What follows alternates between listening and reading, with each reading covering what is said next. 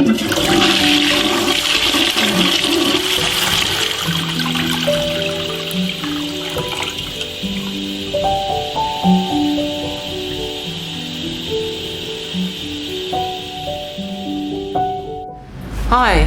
my name's Tabitha, and I'd just like to share a bit of my story with you today.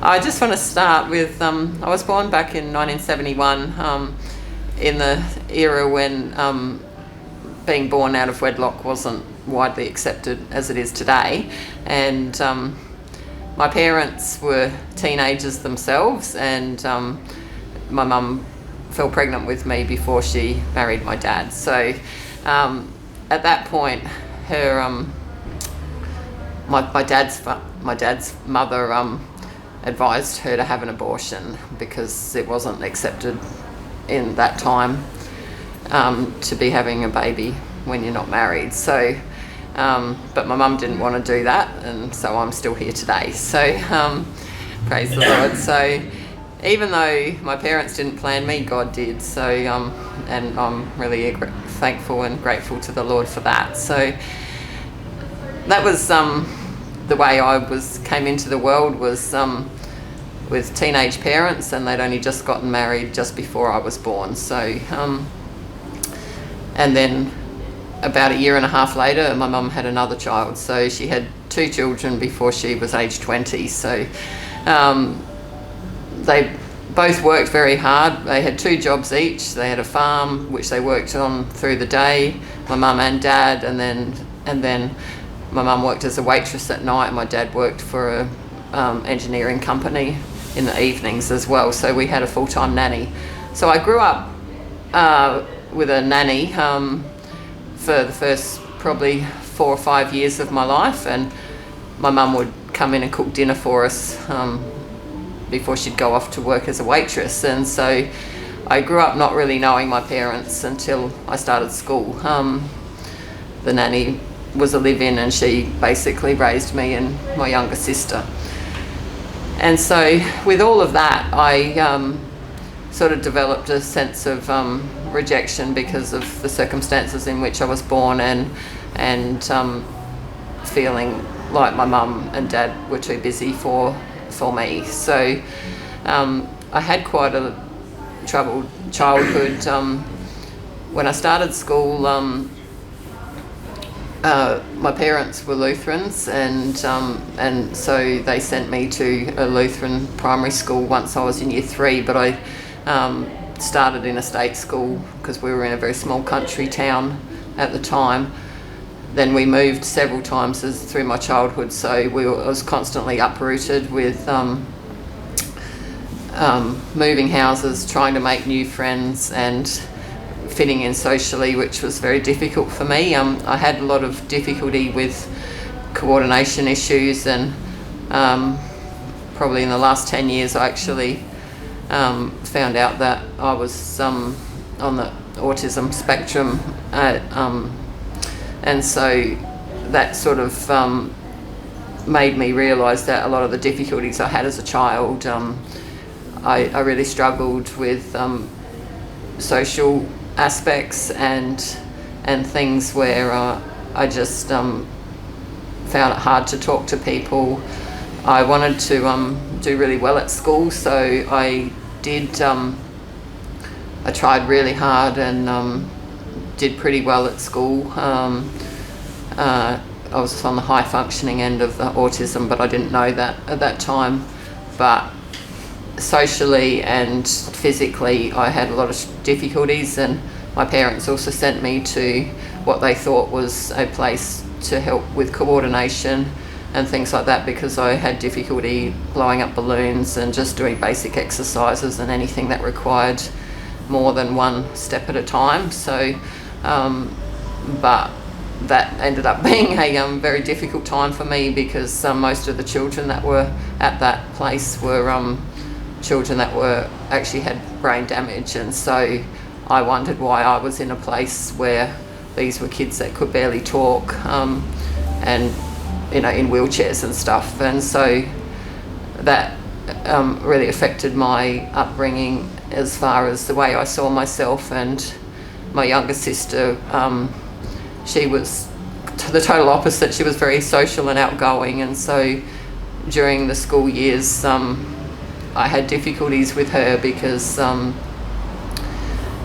she was kind of embarrassed by me, and so I had a lot of trouble with being bullied at school as well, and I tried really hard because I just wanted to be accepted, but it was really hard. And we went, we were raised Lutherans, and we would go to church every Sunday, but I didn't know that you could have a relationship with God. It was a very religious upbringing, and I just always knew that I wanted to go to heaven when I died, and so I would do my best, and it was pretty much a works thing where I felt like I just had to try my best and hopefully I would be good enough. In my teenage years, I went to the youth group of our church. They were holding, they were joining with some other churches in the local area to have a youth evening, and in the local high school.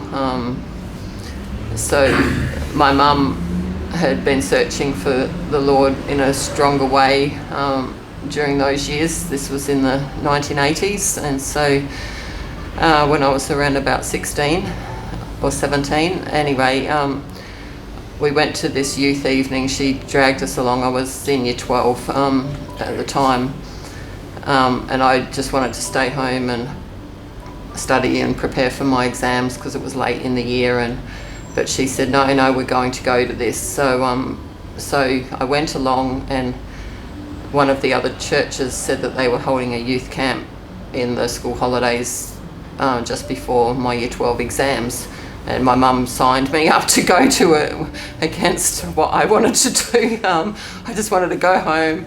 My dad had always really encouraged me to apply myself to my studies and to go to university, and that was what my plan was, and I wanted to do the best I possibly could. So, and I'd gotten along a lot better with my dad over the years. My mum didn't used to sleep very much, and so her mothering was a little bit challenging because she would get very tired and sort of yell at us a lot. So I had issues with my mum, and I love her very much, but at those times I found it difficult. So anyway, when Mum said you did something, you just did it so you didn't get in trouble. So that was kind of how it was. So I went on this camp against my will, and she signed me up to play the keyboard because I'm a piano player.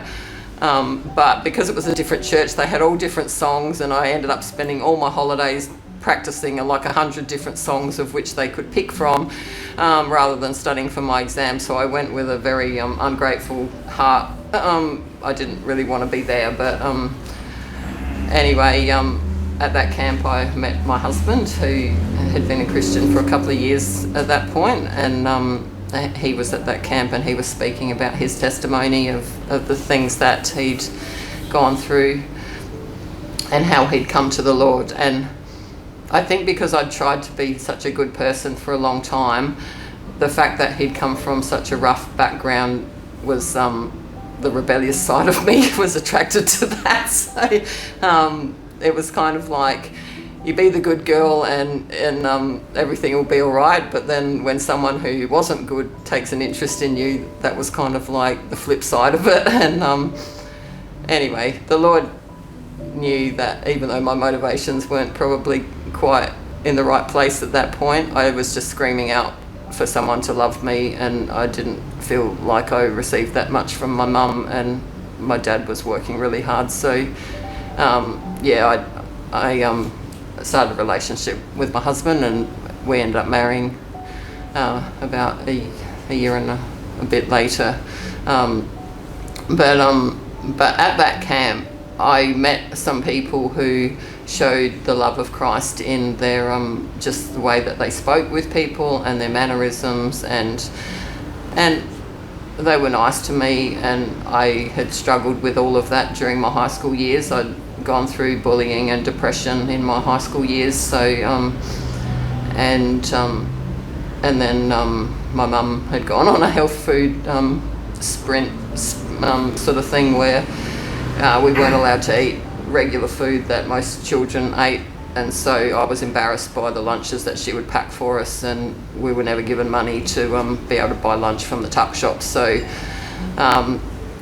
all of these things all contributed to me having a really bad self-esteem.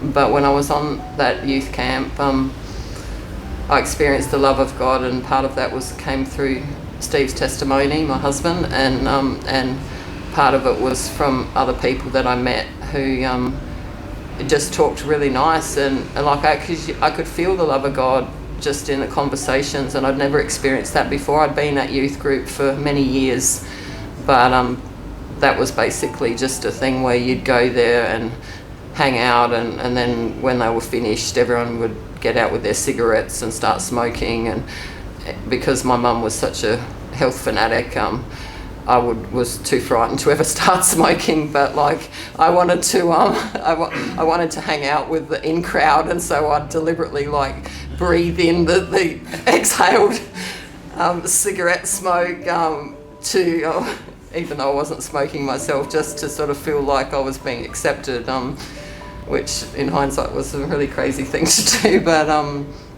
really thankful that I didn't actually have to go through the process of having to quit smoking like a lot of people did. So that in itself was a good thing. And after Steve and I married, we became we did some work with the church, and then we became missionaries overseas for a number of years. But I really battled with depression in some of those times where I felt isolated and we were in a different culture. So my journey with the Lord hasn't been all smooth sailing. I made a commitment to the Lord at that youth camp when I was 17, and but then probably maybe 15 years ago I struggled with backsliding and not walking with the Lord properly. So and I think a lot of that was to do with difficulties that we had on the mission field, where I felt that the ministry we were working with had a certain level of control that was that I struggled with, which was similar to the way my mum had raised me, and so I had issues with that.